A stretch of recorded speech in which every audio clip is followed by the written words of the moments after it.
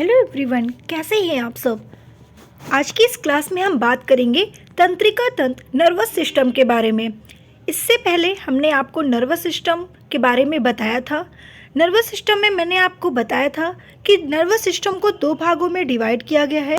First आपका central nervous system, second peripheral nervous system. अगर हम सेंट्रल नर्वस सिस्टम की बात करें जिसमें हम लोग ब्रेन और स्पाइनल कॉर्ड को पढ़ने वाले थे, जिसमें से आपको स्पाइनल कॉर्ड के बारे में बता दिया गया है, पूरे तरीके से क्वेश्चन भी हमने समझा दिया है।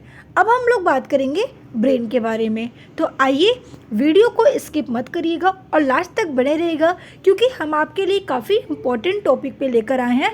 ये सिर्फ आपका सिलेबस ही नहीं बल्कि आपके बॉडी के लिए जानकारी भी होनी चाहिए कि हमारा ब्रेन एक्चुअल में काम कैसे करता है, और ब्रेन के बारे में हम जानेंगे। तो आइए एक एक करके हम जानते हैं कि ब्रेन है क्या। देखिए, अगर हम बात करते हैं ब्रेन के बारे में तो आप सभी लोग जानते हैं कि हमारे शरीर में गतिविधियों का समन्वय करना कंट्रोल एंड कोऑर्डिनेशन का काम होता है।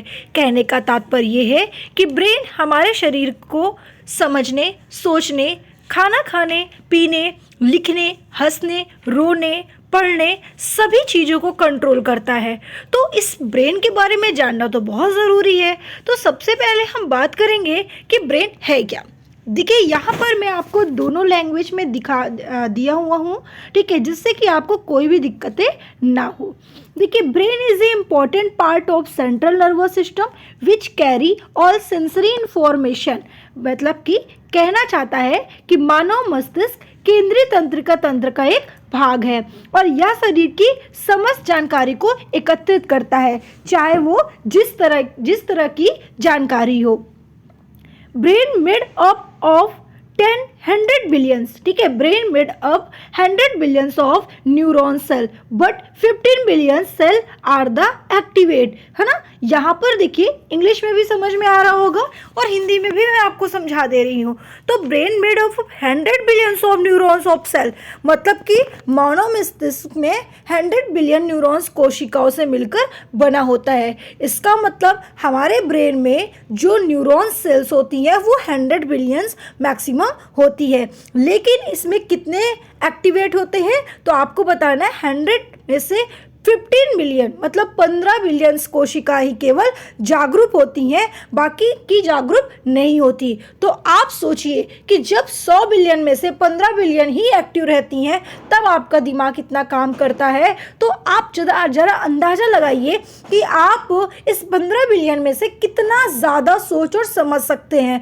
कहा जाता है कि मनुष्यों में जितनी शक्ति होती है सोचने और समझने की, वो किसी में नहीं होती है। तो इसका मतलब ये कि आपके पास कैपेसिटी बहुत है, लेकिन आप अपने ब्रेन का यूज़ नहीं करते। हम जैसे थिंकिंग रखेंगे हमें वैसे ही रिजल्ट मिलेगा। ये सत्य है, क्योंकि ब्रेन भी क्या है, ब्रेन भी एक डाटा एंट्री है। मतलब जैसा आप उसे हैबिट डालोगे वैसा ही ब्रेन बन जाएगा। हम चाय की लत लगाएंगे तो उसे चाय अच्छा लगेगा तो वो बार बार चाय आपसे मांगेगा। तो ये ब्रेन का काम होता है, ठीक है।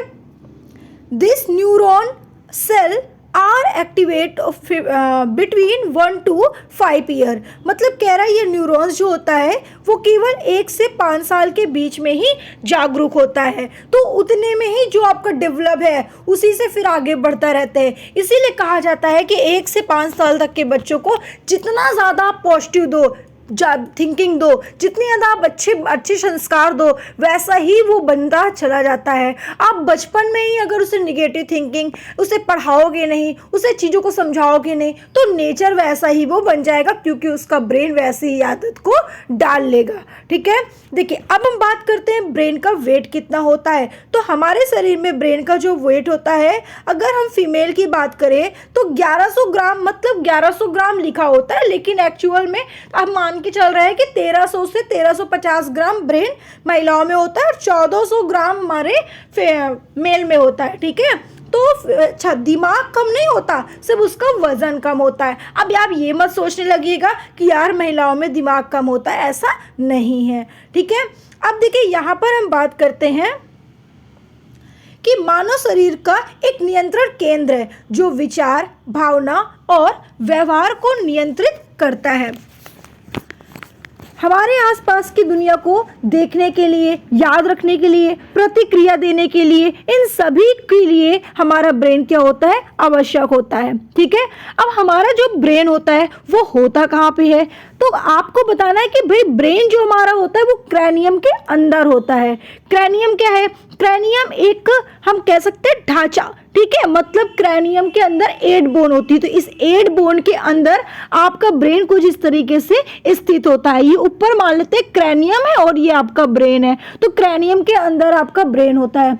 जब क्रैनियम में चोट लगेगी तब आपके ब्रेन के अंदर आएगा, मतलब कहने का मतलब है कि जब तक क्रैनियम है ना, इसकी जो एक कवरिंग होती है जिसे मेनिंजिस बोलते हैं, तो कहने का तात्पर्य क्रैनियम जो होता है एक कपाल, जिसको बोलते हैं ना कपाल गुहा ना, जैसे बोलते हैं ना कि हड्डी पसली चूहा, मतलब कहने का मतलब है लोग ऐसा बोलते हैं ना कि आपकी कपाल के अंदर ब्रेन है। ठीक है, तो आपके कपाल के अंदर, ठीक है, क्रैनियम के अंदर आपका क्या है, ब्रेन स्थित होता है। ठीक है, तो आपसे कोई पूछे तो आप बिल्कुल बता सकते हो।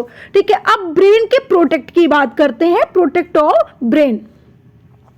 Brain is protected by many layer and skull, मतलब मस्तिष्क कई प्रकार की परतों और स्कल के द्वारा ढका होता है। हमारे ब्रेन में अगर कवरिंग ना हो तो सोचिए, अगर थोड़ा सा चोट लगे तो तुरंत ब्रेन पे चोट लग जाएगा, और अगर ब्रेन पे किसी पार्ट में खराब हो गया तो भाई कुछ ना कुछ तो उसमें दिक्कतें हो जाएंगी। कोई ब्रेन का पार्ट सोचने का काम करता होगा, कोई समझने का काम करता होगा, कोई हंसने का काम करता होगा, तो ये सारी चीजें दिक्कतें होने लगेंगी। तो इस तरीके से ब्रेन की जो लेयर होती है काफ़ी मजबूत होती है, और इसमें 3 लेयर होती है जो इस तरीके से आप देख पा रहे हैं। ये मान लेते हैं ये आपकी स्किन है, और स्किन के अंदर मतलब स्किन के नीचे 3 लेयर होती हैं। तो भाई देखिए, ये तो आपका क्रैनियम हो गया, आपका पहले स्किन, ऊपर जो, ठीक है, ऊपर वाला ब्रेन का पार्ट क्रैनियम, क्रैनियम का मतलब कि फिर नीचे का पार्ट मान लेते हैं, इस नीचे का पार्ट, अब क्रैनियम के अंदर 3 लेयर प्रेजेंट है। तो सोचिए ब्रेन कितनी सुरक्षित जगह है, तब कहीं जाकर आपका ब्रेन होगा। ठीक है, तो इस तरीके से आपका ब्रेन स्थित होता है, 3 लेयर से ढका होता है। तो outside of brain present 3 most important layer that protect our brain. मस्तिष्क के बाहर 3 प्रकार की परत पाई जाती है। कौन कौन सी होती है तो मैंने आपको बताया, और इसका क्या काम होता है, तो ये क्या करता है भाई, सुरक्षा करता है, सुरक्षा प्रदान करता है। तो उन तीनों लेयर का नाम है ड्यूरामीटर, एर्कनॉइड मीटर और पिया मीटर। इस तरीके से 3 लेयर आपके ब्रेन में प्रेजेंट होती है। तो आई होप कि आप लोगों को क्लासेस बहुत अच्छी लगी होगी। हम फिर बात करेंगे नेक्स्ट क्लास में और भी चीज़ों के बारे में। 1 मिनट, चलिए आगे हम आपको बताते हैं ब्रेन के कुछ फैक्ट पॉइंट और ब्रेन से किस टाइप के क्वेश्चन पूछे जाते हैं। ये तो केवल आपका इंट्रो था जिसमें से आपके 2 क्वेश्चन बने। कौन कौन सा, पहले तो ब्रेन की कितनी लेयर होती है, 3 लेयर होती है। दूसरा, ब्रेन की कवरिंग को क्या कहते हैं, मेनिंजिस कहते हैं। ठीक है, फिर आपका क्वेश्चन पूछा जाएगा कि पहली लेयर का नाम बताइए, तो आपको बताना है ड्यूरामीटर, लास्ट लेयर का पिया मीटर। ठीक है, फिर आपसे पूछा जाएगा कि ब्रेन कहाँ स्थित होता है, तो क्रैनियम में। ठीक है, आप ये बता सकते हो। ब्रेन का काम क्या होता है, आप ये बता सकते हो। ठीक है, कपाल अस्थि मतलब क्रैनियम के नीचे आपका ब्रेन स्थित होता है। तो ये मैंने कुछ आपको पॉइंट बताया जो आपके एग्जाम के लिए काफ़ी इंपॉर्टेंट है। आपसे पूछा जाएगा कि ब्रेन के कितने ग्राम होते हैं, फीमेल में कितने ग्राम के होते हैं, ये पूछा जाएगा। तो अब हम लोग बात करेंगे आगे क्या चीज़ है भाई, ब्रेन के सबसे इंपॉर्टेंट टॉपिक पे बात करेंगे जिसपे से ज़्यादातर क्वेश्चन पूछे जाते हैं। तो थोड़ा सा रुकिए, और अभी आपने वीडियो को लाइक नहीं किया तो जल्दी से लाइक करके चैनल को सब्सक्राइब कर दीजिए। आपके लिए हम बहुत मेहनत करते हैं, हमारे लिए थोड़ी सी मेहनत कर दो। अब देखिए हम बात करने वाले हैं ब्रेन के बारे में। तो देखिए सबसे पहला क्वेश्चन हमारा यहाँ पे ये बनता है गाइस कि ब्रेन का अध्ययन कहाँ करते हैं, स्टडी ऑफ ब्रेन। तो ब्रेन का अध्ययन हम न्यूरोलॉजी में करते हैं। यहाँ पे आपसे कई तरह के क्वेश्चन बनेंगे, जैसे कि आपने अभी ब्रेन पढ़ रहे हो तो ब्रेन का अध्ययन न्यूरोलॉजी में करते हैं। लेकिन अगर हम यहीं पे पूछें कि सेल का अध्ययन कहाँ पे करते हैं, तो आपको बताना है कि सेल का अध्ययन करते हैं साइटोलॉजी में। ठीक है, फिर आपसे अगर पूछा जाए आपसे किडनी का अध्ययन कहाँ करते हैं, तो किडनी के बारे में अगर बात करें तो आपको बताना है नेफ्रोलॉजी में। ठीक है, कहाँ पे, नेफ्रोलॉजी में। फिर आपसे अगर पूछा जाए यहाँ पे और भी बॉडी पार्ट को ले लो, हार्ट के बारे में कि हार्ट का अध्ययन कहाँ करते हैं, तो आपको बताना है कार्डियोलॉजी में। ठीक है, उसके अलावा अगर आपसे और पूछा जाए कि यहाँ पर आपसे जैसे पूछ लिया जाए कवक मतलब कि एल्गी का अध्ययन कहाँ करते हैं, ठीक है, एल्गी का अध्ययन कहाँ करते हैं, तो आपको बताना है क्या, फाइकोलॉजी में, ठीक है, सॉरी आपको बताना है फाइकोलॉजी में करते हैं। किसका अध्ययन, एल्गी का अध्ययन। आपसे पूछा जाए कि फंगस का अध्ययन कहाँ करते हैं, तो आप बताओगे कहाँ पे, माइकोलॉजी में। तो लॉजी से संबंधित जितने भी प्रश्न हैं आप ध्यान पूर्वक देखिएगा और उसे याद करिएगा। मैं वैसे एक आपकी स्टडी से संबंधित क्वेश्चन बनाऊंगी कि किसका अध्ययन कहाँ पे करते हैं, ठीक है। अब हम बात करते हैं कि ब्रेन का लोकेशन कहाँ पे है। तो ब्रेन का लोकेशन ब्लू क्रैनियम मतलब कपाल, ठीक है, अस्थि के अंदर आपका होता है। इसका वेट होता है 1400 ग्राम और एडल्ट फीमेल की बात करें तो 1300 से 1350 ग्राम आपका एडल्ट फीमेल में होता है। चाइल्ड की अगर बात करते हैं तो 300 से 400 ग्राम आपके चाइल्ड में जो ब्रेन का वजन होता है।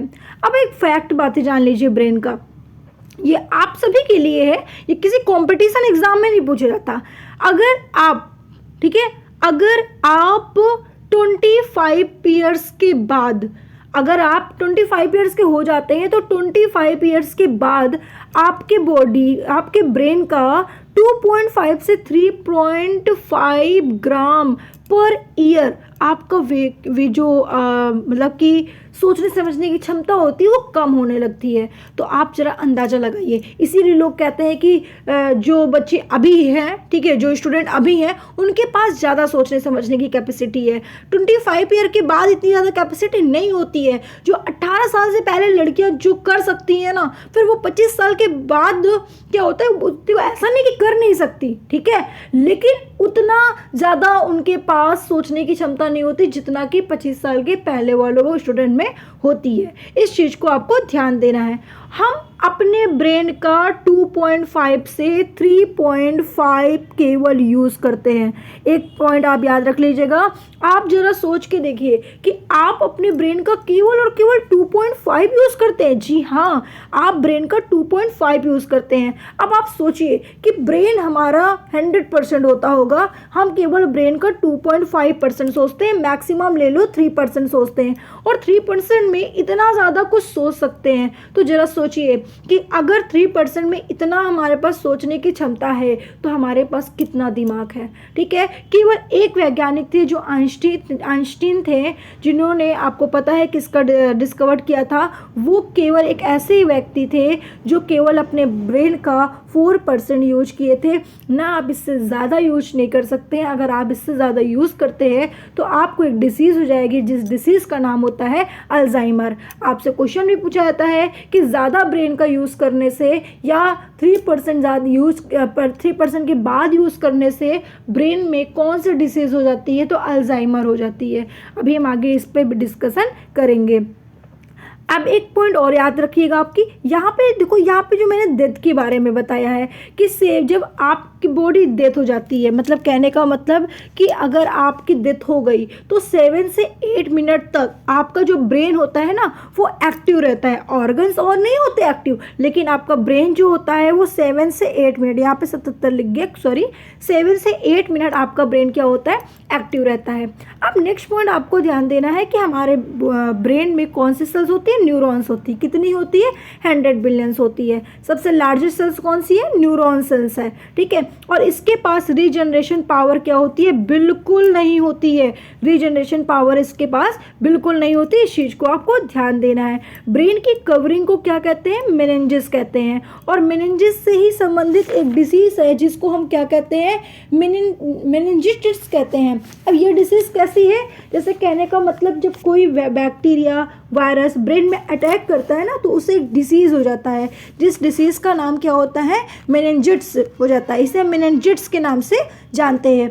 इसमें व्यक्ति कहाँ चला जाता है, कोमा में चला जाता है। तो कहते हैं कि इसे मेनिंजिट्स हो गया है, ये कोमा में चला गया, इसका न्यूरॉन क्या हो गया, डैमेज हो गया।